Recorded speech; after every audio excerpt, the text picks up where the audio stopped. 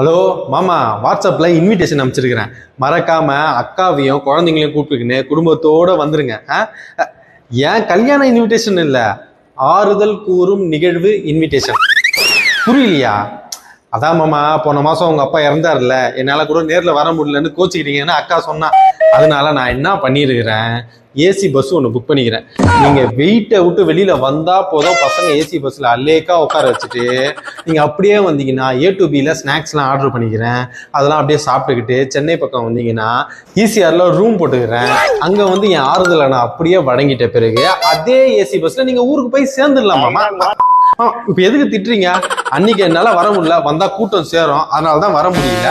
இப்ப நான் சாதாரண ஆள்லாம் இல்ல, பெரிய இன்ஃபுளுசரு. இன்ஸ்டால நிறைய ரீல்ஸ் போட்டு பெரிய செலிபிரிட்டி ஆயிட்டேன். நான் வந்தாலே கூட்டம் சேரும் மாமா. அதான் நான் நேர்ல வர முடியல மாமா. இப்ப இதான் மாமா ட்ரெண்டு.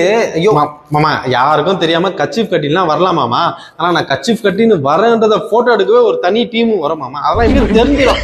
அதனாலதான் மாமா நான் என்ன சொல்றேன், ஏசி பஸ் எல்லாம் புக் பண்ணிக்கிறேன், ஏசி ரூம் எல்லாம் புக் பண்ணிக்கிறேன். நீங்க வந்தீங்கன்னா அழகா என் ஆறுதலை நான் தருவேன். நீங்க வாங்கிட்டு ஊருக்கு போயிட்டே இருக்கலாம் மாமா.